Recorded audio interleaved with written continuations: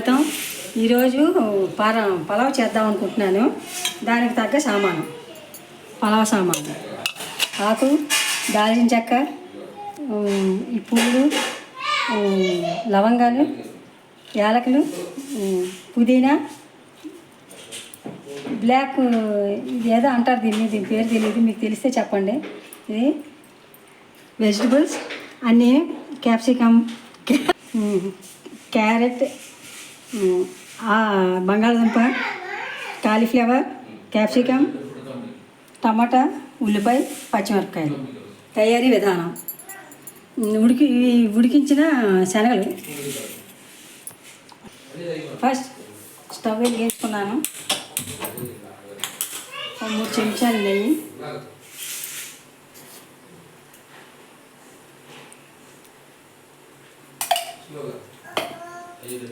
కొంచెం ఆయిల్, పెద్ద స్పూన్తో ఆయిల్,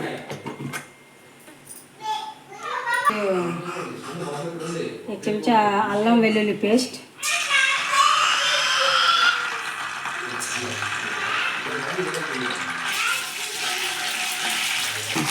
అల్లం వెల్లుల్లి పేస్ట్ బాగా వేయించిన తర్వాత పలావ్ సామాన్లు అన్నీ వేసేయాలి. ఇందులో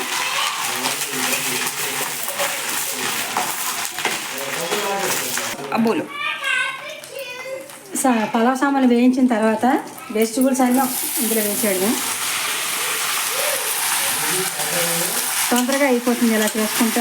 ఒకటి వేయిస్తే నూనె కూడా ఎక్కువ అవుతుంది, టైం పడుతుంది. ఇవైతే ఒకసారి ఇలా అటు ఇటు వేయించేసుకుని 1 మినిట్ కొంచెం ఫ్రై చేయాలి. బాగుంటుందని, అంతకంటే ఏం లేదు. ఉండగానే ఈ ఉల్లిపాయలు కూడా వేసేస్తున్నాను. ఉల్లిపాయలు, టమాటాలు అన్నీ ఒకసారి వేయించేసుకుంటే సరిపోతాయి. 4 పచ్చిమిరపకాయలు ముక్కలు వేసాను. టమాటాలు అన్నీ ఒకసారి తొందరగా అయిపోతుంది ఇలా చేయకుండా. 10 మినిట్స్ వేయిస్తాను కాస్త. 10 నిమిషాలు అయిపోయింది. ఇప్పుడు ఇవన్నీ నేను రైస్ కుక్కర్లో పెట్టేస్తున్నాను పలావ్ని. ఈ సామాన్ అంతా రైస్ కుక్కర్లో వేసేసుకుంటున్నాను.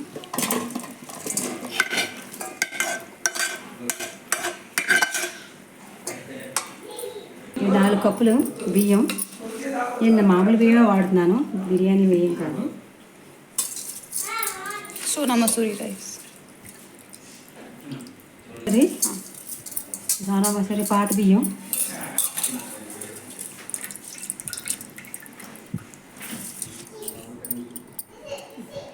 వేసి ఒకసారి పైనుంచి కింద కలిపేస్తున్నాను. కలిపేసి దానికి 10 కప్పులు నీళ్ళు.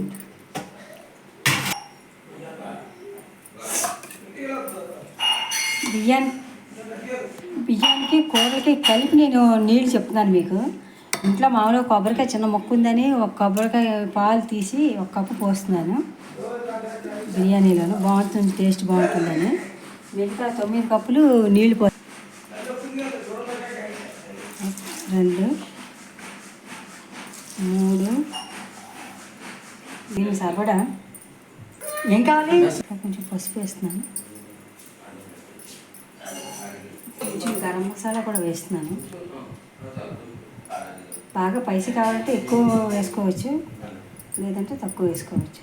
నేను నుంచి కింద కలిపేసి రైస్ కుక్కర్ పెట్టి ఆన్ చేసేయడమే. కొంచెం ఉప్పు కూడా వేయాలి. దీనికి సరిపడా ఉప్పు వేసి మొత్తం అంతా కలిపేసుకొని రైస్ కుక్కర్లో పెట్టేసుకోవడమే. 2 చెంచాలు నీళ్లు చూస్తాను ఉప్పు సరిపోయిందో లేదో. సరిపోతే అప్పుడు మళ్ళీ కొంచెం వేసుకోవాలి. సరిపోయింది. మూత పెట్టి రైస్ కుక్కర్లో పెట్టా.